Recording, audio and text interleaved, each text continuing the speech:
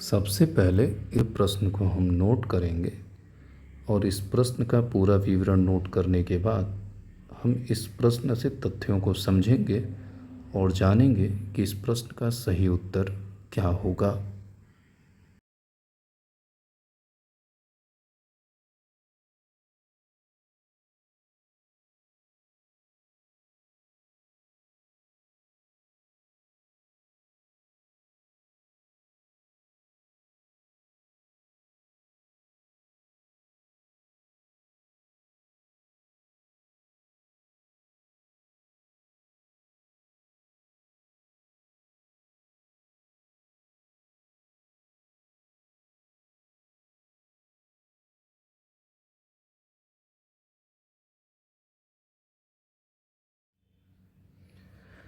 सबसे पहले तो इस क्वेश्चन को हम ध्यान से देखते हैं। इसमें दिया हुआ है कि निम्न कथनों पर विचार कीजिए।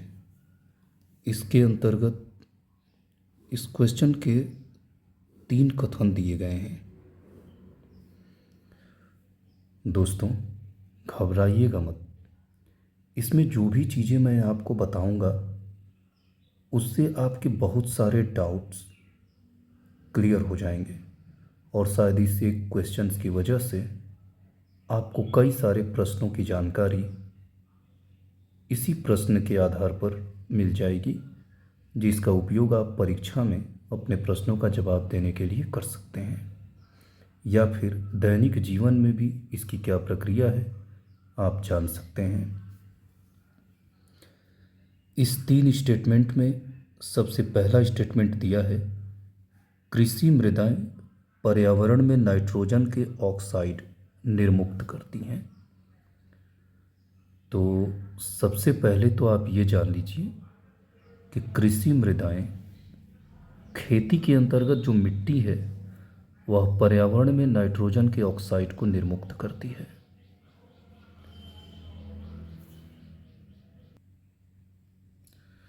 तो इसमें हम जानने की कोशिश ये करेंगे कि नाइट्रोजन क्या होता है। दोस्तों, नाइट्रोजन एक प्रकार का गैस है जो प्राकृतिक या कृत्रिम रूप में इस वातावरण में पाया जाता है।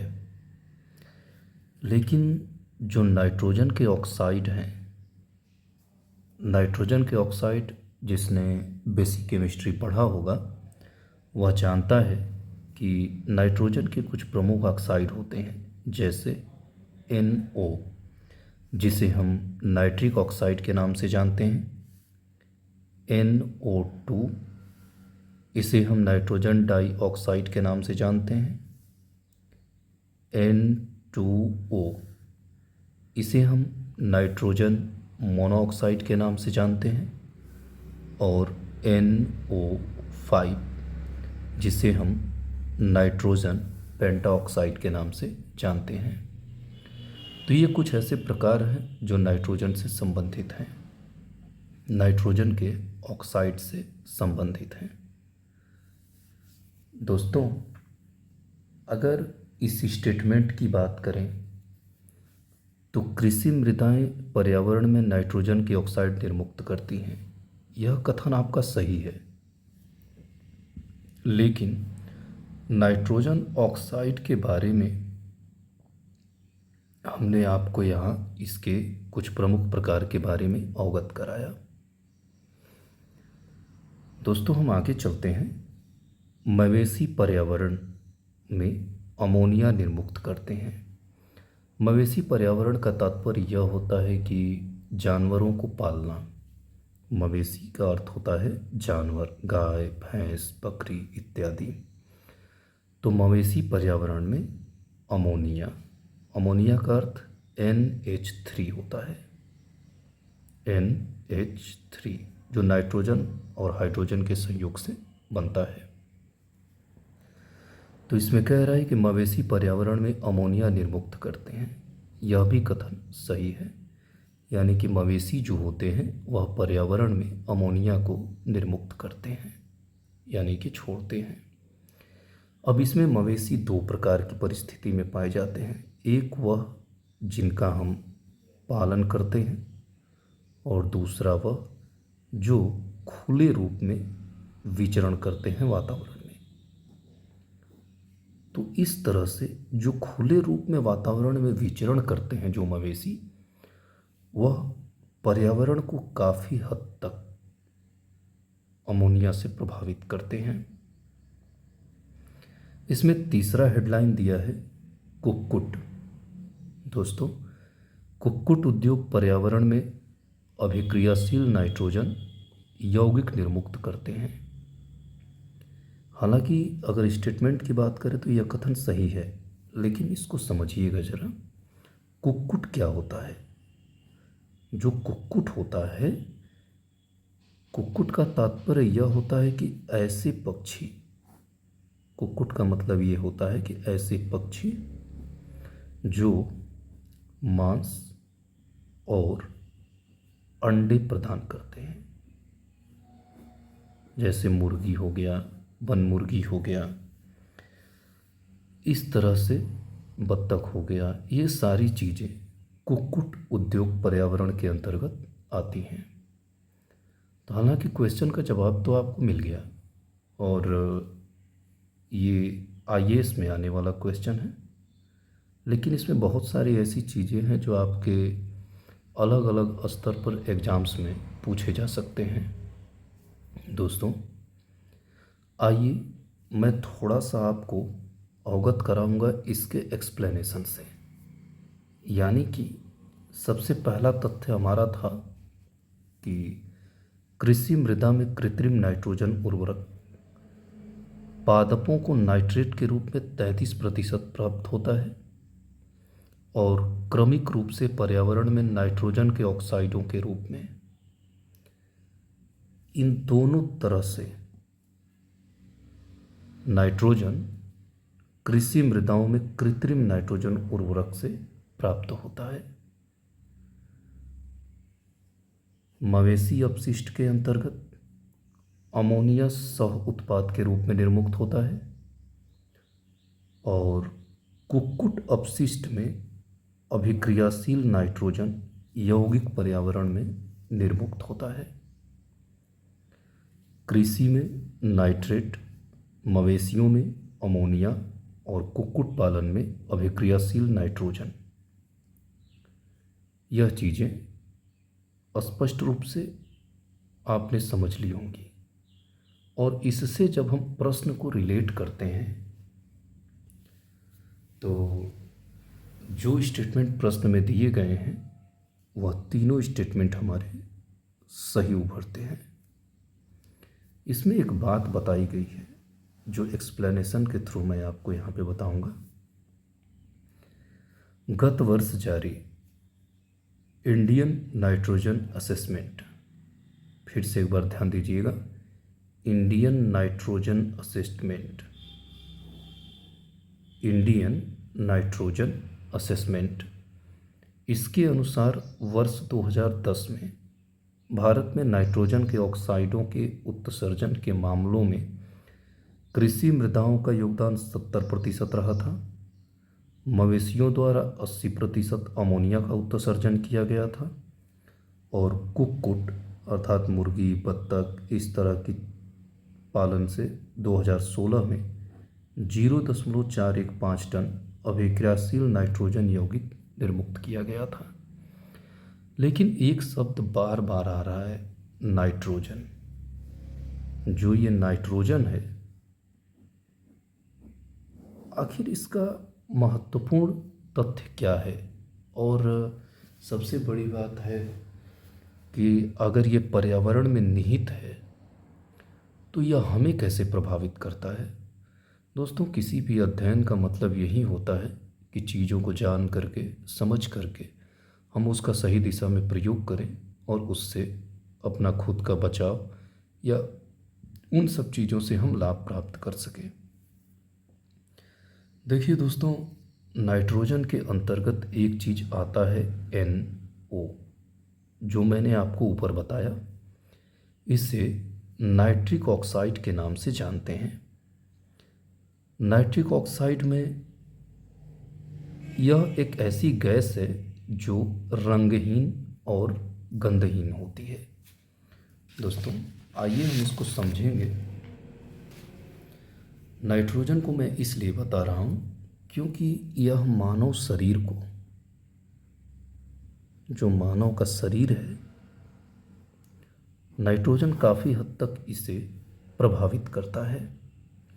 इसलिए मैं इसके बारे में आपको जानकारी दे रहा हूँ। जो नाइट्रोजन के अंतर्गत NO है, इसे नाइट्रिक ऑक्साइड के नाम से जानते हैं।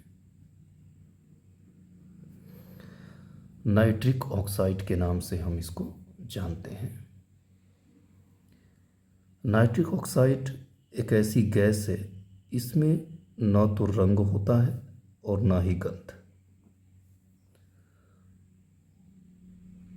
एक चीज़ और आपको बता दूं कि नाइट्रोजन से संबंधित जो ऑक्साइड होते हैं, उनके कुछ प्राकृतिक स्रोत और कुछ कृत्रिम स्रोत हैं मानव द्वारा। प्राकृतिक स्रोत और कृत्रिम स्रोत। प्राकृतिक स्रोत के अंतर्गत कौन कौन सी चीज़ें आती हैं? इसमें आपका हो जाएगा ज्वालामुखी और बिजली, जो आकाशीय बिजली होती है। अभी चल के मैं आगे आपको बताऊंगा जो नाइट्रोजन है, इसके ऑक्साइड हमारे शरीर में भी बनते हैं। ठीक है। कृत्रिम स्रोत के अंतर्गत क्या क्या होगा? जैसे ईंधन हो गया, पेट्रोलियम हो गया। तो ये सब चीज़ें जो है नाइट्रोजन के ऑक्साइड्स को बनाती हैं। तो नाइट्रिक ऑक्साइड, अब नाइट्रिक ऑक्साइड के महत्वपूर्ण चीज़ों के बारे में हम जानते हैं। मैंने इसकी एक विशेषता के बारे में बता दिया कि एक तो यह रंगहीन होता है और गंधहीन होता है, यानी कि ना तो इसका कोई रंग होता है और ना ही इसका कोई गंध होता है। सबसे पहले नाइट्रोजन का हमारे शरीर में जो मुख्य कार्य होता है,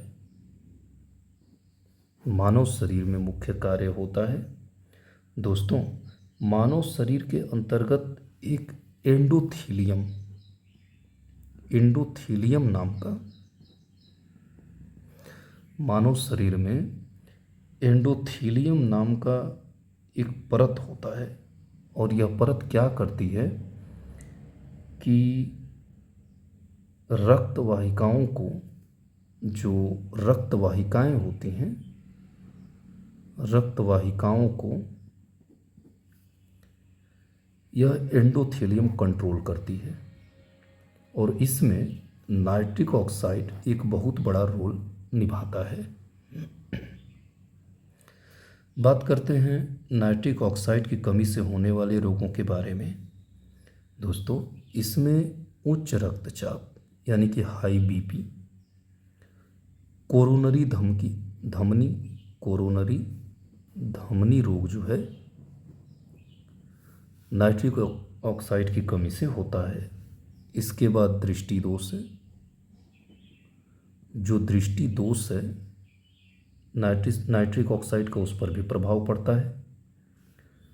अवसाद यानी कि व्यक्ति चिंताग्रस्त हो जाता है, उसमें भी नाइट्रिक ऑक्साइड का रोल रहता है।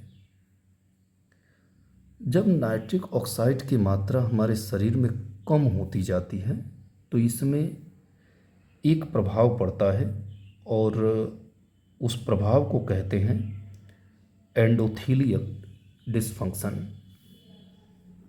Endothelial dysfunction. एंडोथीलियल डिसफंक्शन यह कोशिकाओं को नुकसान पहुंचाने की एक प्रक्रिया को नाम दिया गया है। तो नाइट्रिक ऑक्साइड की कमी की वजह से एंडोथीलियल डिसफंक्शन वर्क होना शुरू हो जाता है। अब इसके लिए कुछ सब्जियां बताई गई हैं, जैसे आपके इन सब्जियों में बीट यानी कि चुकंदर, लहसुन, खट्टे फल, पत्ता गोभी, फूल गोभी, गाजर और ब्रोकली। ये सारी चीज़ें सेवन करने से हमारे शरीर में नाइट्रिक ऑक्साइड की मात्रा बनी रहती है। अब बात करते हैं नाइट्रोजन डाइऑक्साइड की, जैसे NO2। नाइट्रोजन डाइऑक्साइड जो होता है, इसमें तीखी गंध और लाल भूरे रंग वाली इसमें लक्षण पाए जाते हैं। अब बात यह है कि हालांकि मैंने ऊपर आपको बताया कि यह ईंधन और पेट्रोलियम से प्राप्त होता है, NO2 यानी कि नाइट्रस ऑक्साइड। तो NO2 ईंधन और पेट्रोलियम से प्राप्त होता है, जिसकी वजह से यह काफ़ी हद तक हमारे शरीर के लिए नुकसानदायक होता है। अब इसमें जैसे सांस लेने की कठिनाई हो जाती है और खांसी होने लगती है, छाती में दर्द बढ़ने लगता है, जिसकी वजह से कभी कभी हार्ट अटैक की जो संभावना है, यह सारी चीज़ें होती हैं। तो इस तरह से मैंने जो है पीछे जो क्वेश्चन पूछा गया था उससे रिलेटेड इसका सबसे महत्वपूर्ण कारण जो था इस क्वेश्चन में, वह नाइट्रोजन को लेकर के टारगेट किया गया था।